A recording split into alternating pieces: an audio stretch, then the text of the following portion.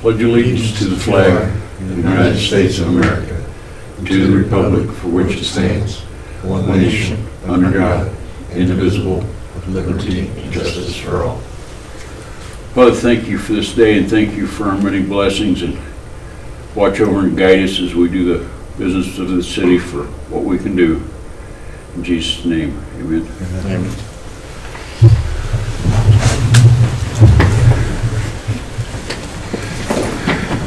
Jimmy? Hello.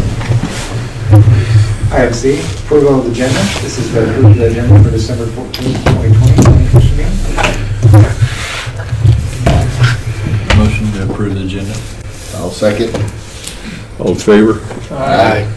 I also am in favor. Here, Jimmy, they left this for you. Item D, citizens' comments. And at this point, we will allow citizens to comment. They will be allowed 3 minutes. This gentleman over here actually represents Hinkle Law. He's here for the agenda item F1, so no other citizens would be up to the chair if they want to say. Don't see a soul.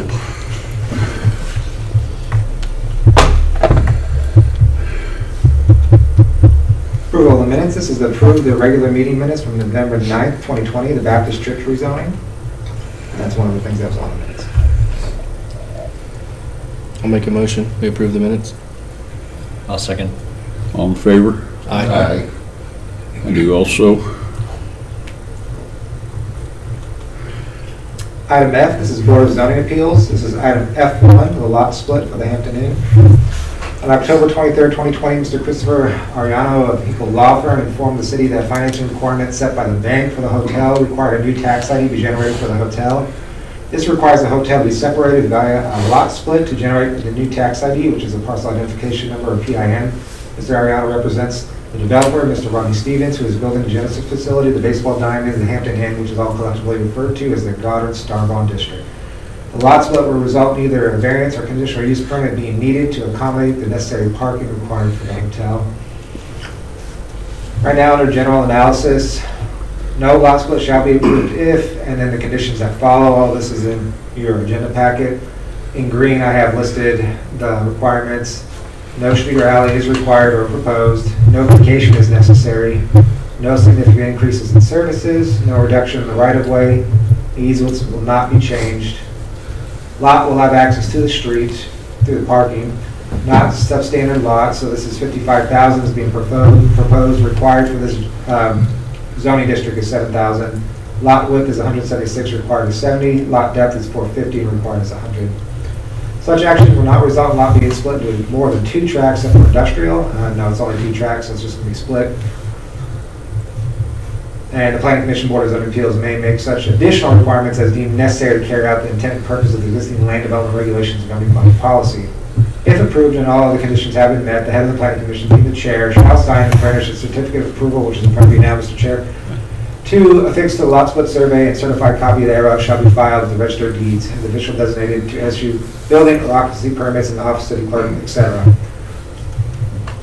Financially speaking, there is none. We don't need to publish lot splits in the city newspaper or have any prior notice. And legally, it's approved as a form. It is a recommendation that the Planning Commission approve the lot split for the parcel identified as 300055148. And at this point, I'll invite Mr. Nick to come up of Hinkle Law, and he can answer any questions you guys may have. Gentlemen, appreciate your time. Thank you. And ask any questions you may have about the project or the specific reason for the split. Being required by the bank who's financing the building of the hotel, so that's the reason for the split.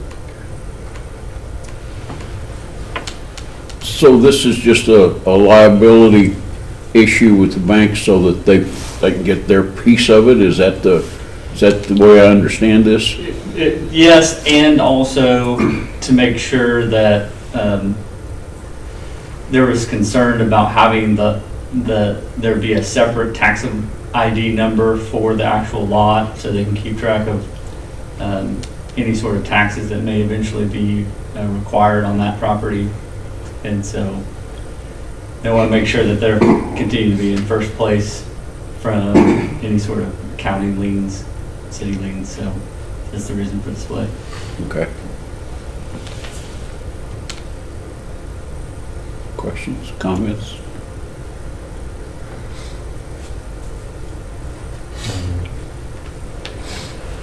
I'd already asked mine before, just, if we split the lot, and is there gonna be enough parking for both, or is it gonna be grandfathered in if it is sold down the road?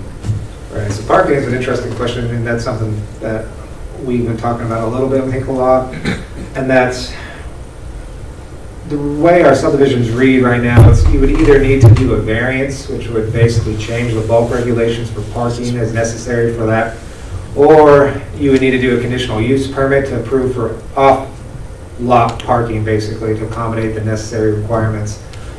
A variance doesn't seem, I was looking at how many parking would actually be on the lot, and there's only probably gonna be about maybe 30 to 40. That's a rough estimate, which the requirement, I think, is about 150. So a variance to reduce it from 150 to 50, I don't think is very reasonable, but, I mean, that would be at the discretion of the planning commission. A conditional use permit allows for off-lot parking as long as it's within a certain feet distance from the actual lot itself. I think it's about 200 to 400 feet. So you could, right now, there's plenty of parking. There's about 1,000 parking spaces all around the facility. So there's plenty of parking for that. The only concern, of course, would be that a conditional use permit stays with the land.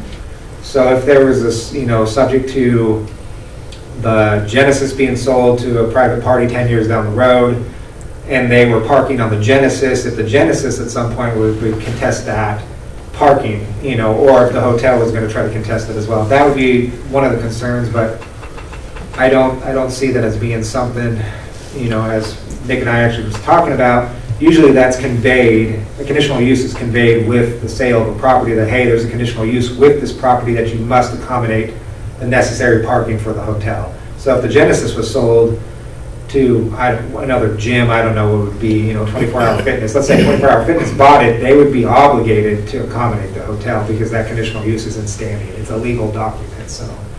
And I believe Genesis would, as Nick was saying before, that this would actually be something they would have to convey. They would have to be, hey, we do have a conditional use permit.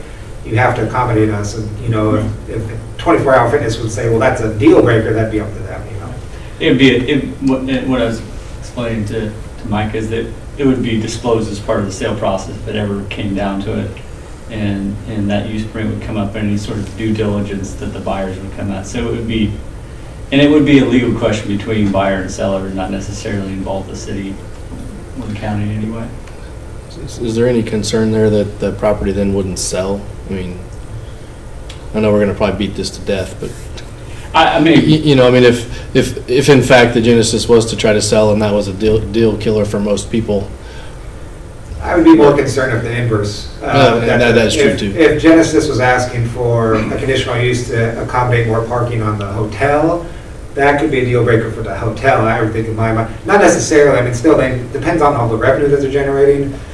I don't anticipate the Star Bond. I mean, we've had really good numbers for the Genesis, for those baseball diamonds, really, really good numbers. Right. Upwards of 30,000 tickets were sold last year. There's only 150 rooms, I believe, or 135 rooms in the hotel. So, I mean, it's going to be at max occupancy pretty much year round. I don't see, with those good numbers, I don't see the hotels ever being financially, the numbers would never say in a pro forma that it was cost prohibitive at that point because of the parking. But yeah, if the inverse was true, it might be a little bit a different situation. But I don't see 24-hour fitness saying, oh, we need to give you 100 parking spaces. We have 1,000, and so now we're strapped. You know what I mean? So.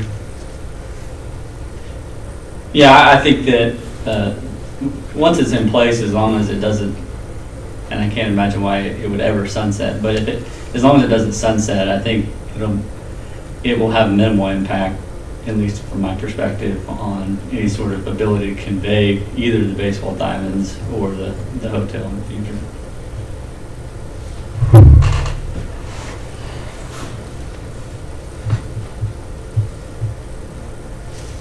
Any other questions? Nope. Nothing? Nope. Well, thank you for your time. I appreciate it. Thank you. Thank you very much.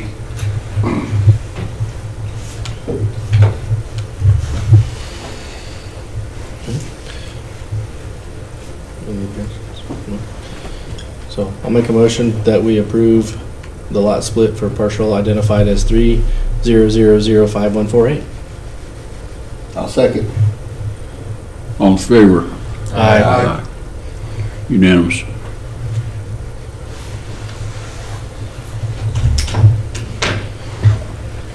Thank you, Nick, if you want to say the rest of the meeting, you can, or? No, I think I will save my clients some money. And that out.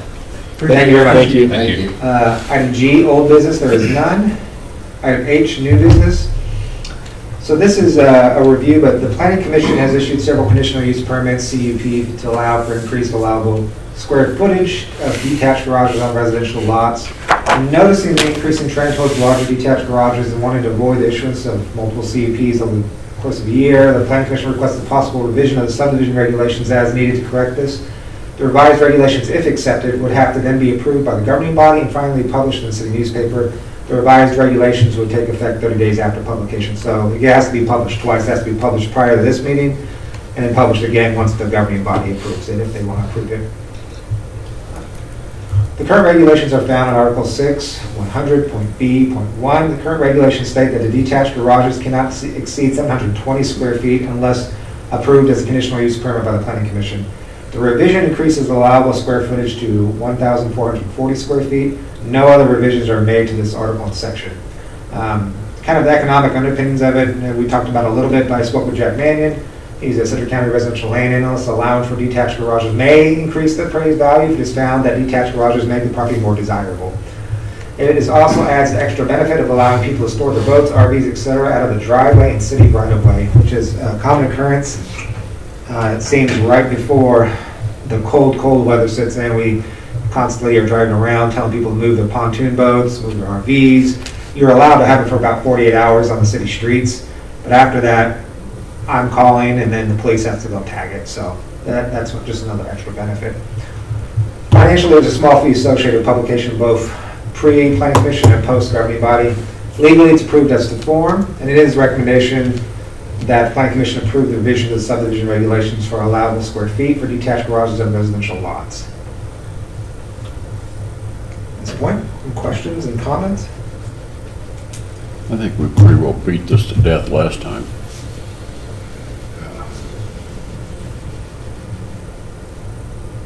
Well, good. And I guess my only comment is, is 1,440 square feet big enough for a pontoon boat or a RV? It's a very Two-car good garage, isn't it? Pardon? Yeah. I mean, Yeah. it's at least a two-car Oh, garage. yeah. It's almost a three, well, no, it's probably, it could be four-car, Almost you're four. right, It yeah. could be four. Yeah. Could yeah, be. Yeah, plenty big. Okay. Yeah, Yeah. and, you know, my point was, we need to make this bigger, but then sort of have some restrictions Right. on, because it's finding that magic number, and maybe Right. 1440 is it, to where you can get them as big as we could, so we don't have to see everything, you know, approve every little thing. Right. Not get them to where they're, you know, 40 foot in the air. Did you find out the zoning? Yeah, so The height? For accessory units, on residential lots, it can't be taller than the principal building. The So, what? the principal building. It can't be taller, Oh. an accessory cannot be taller than the principal, only on residential lots. Okay, And good. I think the reasoning behind that is that typically you're not gonna need something that's 40 feet on an accessory on a residential lot, where commercially speaking, you might, for example, you might have an office that's only 14 feet in height, but your RV storage, so then you need all these 20-foot RV storage accessory units. And that's why it doesn't particularly apply to commercial or industrial, but it applies to residential, so, And I think most people would expect it to be the same as the yeah. main. Or less, yeah. Yeah, Makes that more or sense, less. yeah. So then the red flag is when they Mhm. get above that. Yeah, that'd be on residential. So if we wanted to, for example, the planning commission wanted to put an adoption on, I don't know, 20 feet, most residential, I think is 25, I don't know if anybody wants to comment on that, but I think most of the height for residential I've seen is something over 20, 21, 22, 25 on occasion. It just kind of depends on how big the house is. 25 seems right. Yeah, so you're talking about 25-foot accessories would be the maximum height they could have, which is still pretty big. Do we need to write that into this? But again, that's not, I mean, if you figured 10-foot walls and trusses, Get you up to 12 feet there, sidewalls. yeah, that's not unreasonable. Oh, no. I guess I would ask the question question, you know, is that from, like with mine has a view out, so the backyard, obviously, from the backyard to the roof is, It'd be the curb, what you are Curb above the height. curb okay, line, okay. I think. Yeah, that's right, and when his building permit's submitted, they usually include the height. And see, on it. again, that would be mine would push 30 from the curb. So that'd be a Yeah. question if we would, Well, I guess it would depend, front, side, you know, where you, but they, you know, mine was raised up some for the view out, which would, you know, I think my chimney chase is 32, Yeah. which is 2 or 3 feet above my roof line, so I'm just, is there again, I other don't know how questions that I can- works, but, or didn't know how that worked, but yeah, so mine would be pushing 30. Residentially, it's restricted where it can't be above the principals, but if your principal is 30, technically the accessory could be 30 as well. So if you wanted to have a limit on that, and say nothing above 20, it would kick into effect at that point. We would have to consider that for adoption in January or February, but that would be, at this point, you're only considering maximum square footage allowance, not necessarily height.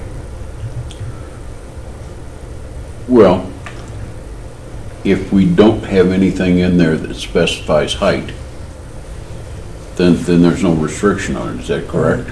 Just for residential. So residential says you can't go above the principal building. Okay. Whatever the principal building is. It could be 15, it could be 20, it could be 30, Well, but the like yours accessory used to can't be exceed 30, it. So you could have an accessory building that's 30 feet. Yes. I guess that's fine, I'm just, If you I'm wanted just- 20 to be the cutoff, or consider that to be like, anything over 20 would have to be approved by the planning commission, we could adopt that as policy too. And we would just write it and publish it and allow it to circulate in the city newspaper and then consider it probably in January, February. So, they still have to purchase a permit, and do you still have to see a plan? Yes, so anything that exceeds basically 280 square feet becomes a building permit by default. And then there's the question of, well, why is it exceeding 280 square feet? What are you going to be using it for? All these questions surface and it becomes, oh, I'm doing this for a garage. And it's usually pretty straightforward. You figure that out pretty fast that they're doing a detached garage. Well, as soon as they did, and this kind of came up at the last planning commission, the use can be somewhat malleable, but at the same time, if they say on the phone, this is for a garage, I'm going to be storing cars in it, well, that's a detached garage. Well, that triggers that provision in the subdivision regulations that says it can't be over 720 square feet. So if they say 1,000 square feet, well, that's a conditional use. Mhm. You've already conveyed to me that you're going to be storing cars in it. That's a detached garage. So, So I guess what I'm getting at is that if we go forward with this, you're gonna see some plans, and if we begin to see, 30-foot garages, So either way, he's gonna see, they're gonna come across the. they have to submit a building Because they're permit. bigger than the little yes, pre-manufactured yes, shed. because it things needs, that you- because it requires a building permit. Mhm, mhm. And so we're gonna know pretty quick if people are building excessive, and we can address it, I guess. I mean, Yeah, I was just trying to get as big as we could without, getting to the moon. 'Cause it seemed like 720, we were seeing everybody's, mhm. like maybe that was just too small, at least needed to be 1,000, so everybody didn't have to come in here and, you know what I'm saying? Mm-hmm. No, I have no problem with this square footage, and again, like I said last month, I'd like to think people were responsible enough to consider I'm not gonna build a 2-story garage, but Well, those, that's not the I mean, case. the ones up in Elk Ridge, when you drive through there now, there's a couple of them that people yeah. built for RVs, and you can Mhm. tell. Mm-hmm. Because they just tower over everything in the neighborhood, which they're in a good spot, like one's got a pool next to it, and it doesn't really interfere with anybody's views or anything like that, but I don't think there's any lots in Elk Ridge that are less than half an acre. I think all the lots And are they're, yeah, 6/10 of an acre or bigger. Yeah, and there's a couple in St. Andrews that have RV RV. garages. Detached or No, attached? attached. Attached, that's what I'm saying. What do you have to have clear for, and I bet Probably those roofs 14 are easily 14 foot. 25 14. foot. Yeah, that's the thing. If you have a big 12 enough foot door. lot, you can bypass this by simply saying it's an attached garage. If you're attached, that's not a detached garage. So there is that element too. Most residential lots are Put a gonna con in it, handle living space. Yeah, they wouldn't be big enough. accessory garage of that magnitude anyways. That's true. That's what we're proposing is almost a 30 by 50 that they could build, so you're gonna have some land to even get remotely close to that. Do we want to put a height requirement on it, or do we want to just let it ride like it is and, Honestly, don't think we'll need it, Yeah. but okay. if we see it's an issue in the future. That's what Like I I'm said, thinking. most residential lots, St. Andrews, Seasons, They aren't gonna You won't that- get accommodate it. 30 you're by not gonna 50. get anything big enough to have something that tall. Most of them aren't gonna accommodate 12 by. And we've got it now, so they can't go above the house, the top ridge of the house, or chimney, I guess. Your Maybe chimney, the ridge of the house probably, your but chimney might go up beyond that. it does about 3 foot, you know, just. Yeah, what- but it's just a single point of, yeah. So, well, I think we're good. Want to hear a motion? I'll make a motion to approve the revisions to the subdivision regulations for allowable square footage for detached garages on residential lots. All second. All in favor? Aye. Unanimous.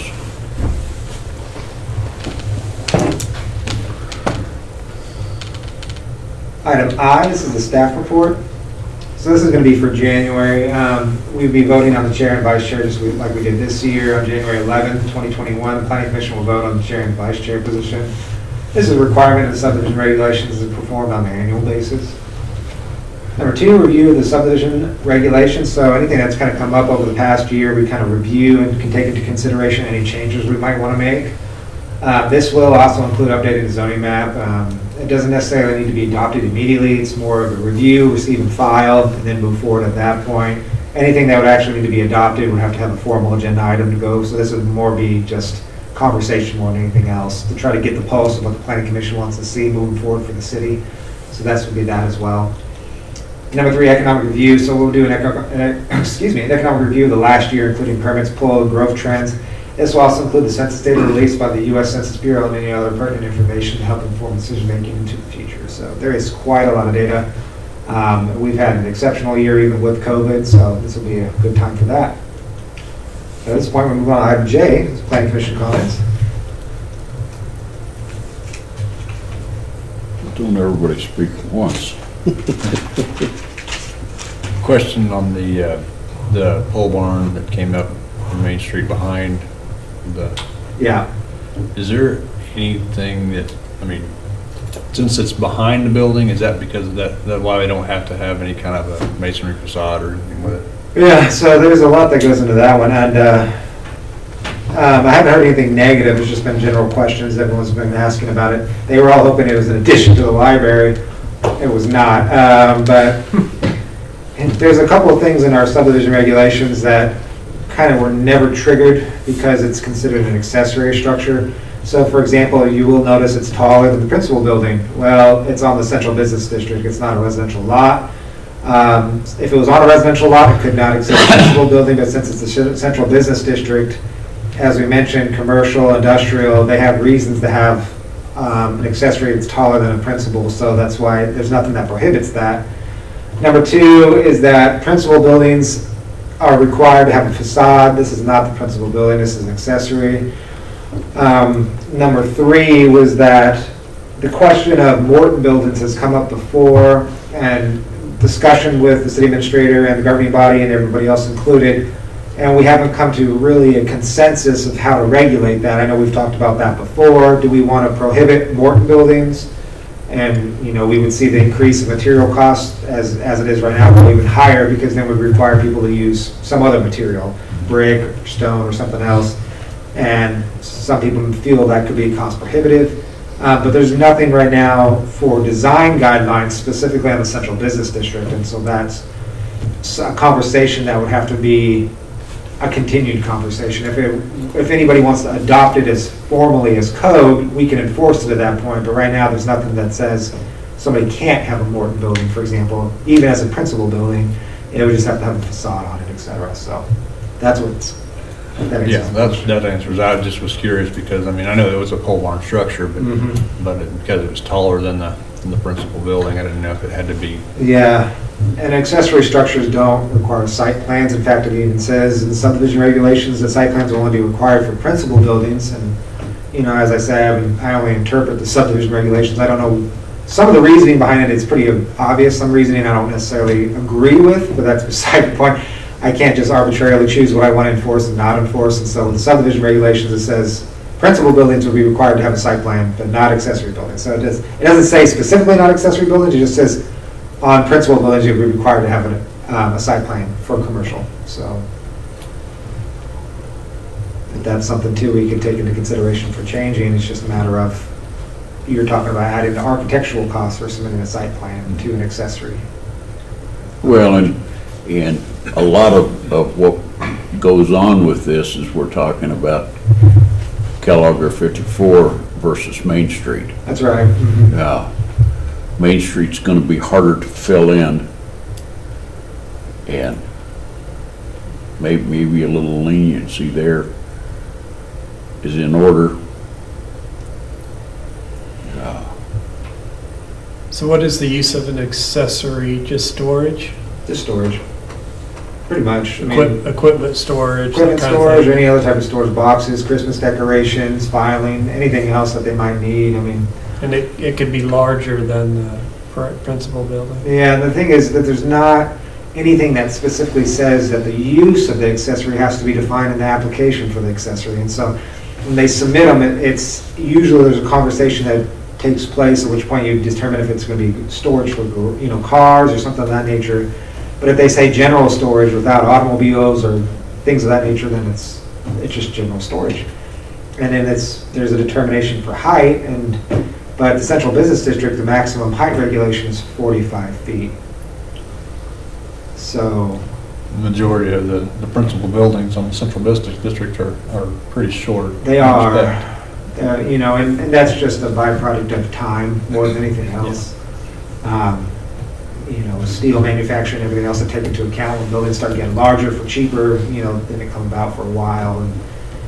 But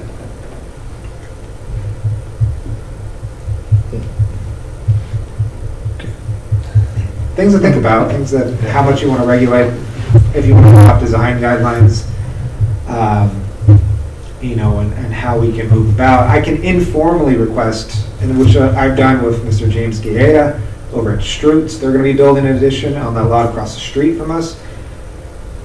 And I mentioned that somewhat informally, hey, you know, the city as a whole generally don't want to see as much corrugated metal. So can we lean in a different direction? So he sent me some images of what he's proposing. But ultimately, if he said corrugated metal for 90% of it, except for the facade, there's nothing that says, you know, I would have to bring it before the planning commission, obviously, at some point, and leave it up to you guys to make that determination if you wanted to shoot it down.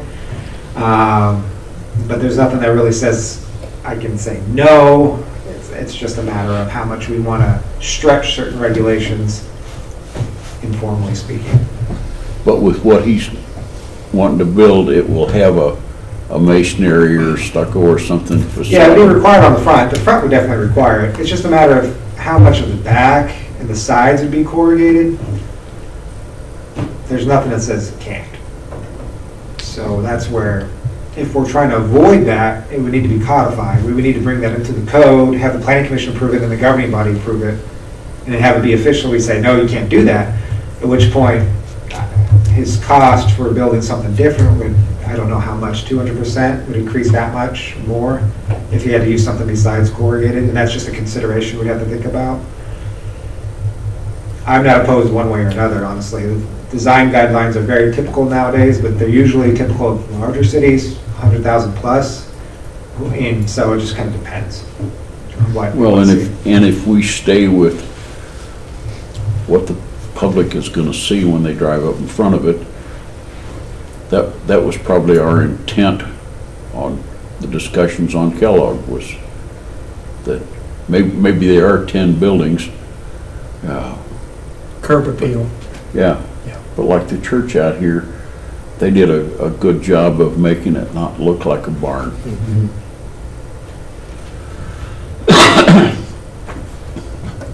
More? Less? What about Brahms, heard anything on them? Yeah, they pulled a building permit, they paid the fees, and we're just, they were supposed to start digging up dirt at some point during this month. I'm not sure if they've started yet or not, I haven't seen an excavator out there. They started today. Did they start today? Silt fence out the other day, I know that. Mhm. I don't know why they need an excavator, I suppose, other than trenching, I don't, obviously, I've never worked in construction, I apologize, so. Well, you and I talked about the lot over on 199th Mhm. that is finally gonna have something positive happen. Yeah, that was back in March of last year, where the planning commission approved the conditional use for a duplex on that. The gentleman pulled the demolition permit, and then the fire department, Wichita SWAT, Goddard PD all used that house for training, and his demolition permit expired. So he had to pull another demolition permit, so he did that in November of this year, and now he put it to good use by demolishing it, so we should be seeing a building permit pretty soon for that, which would be nice. So the trend seems to be consistent, that in west of Goddard Road, north of Santa Fe, south of US 54, and even yesterday I got a phone call, a gentleman wants to know what's the rezoning process to rezone to a higher density, to turn some of his lots into duplexes.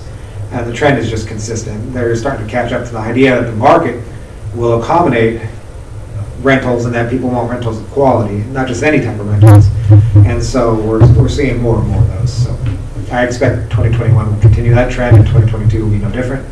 We'll probably either rezone a large swath of Old Goddard, or we'll have every lot we will consider independently and just pick and choose our battles, I suppose. As unusual as it seemed to me, today on Facebook, there was somebody looking for a rental in Goddard. It happens quite often, actually. We get people out the window. I see it on Nextdoor, on apps, and so.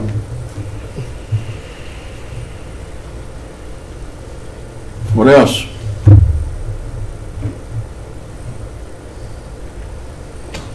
I think commission comments are done.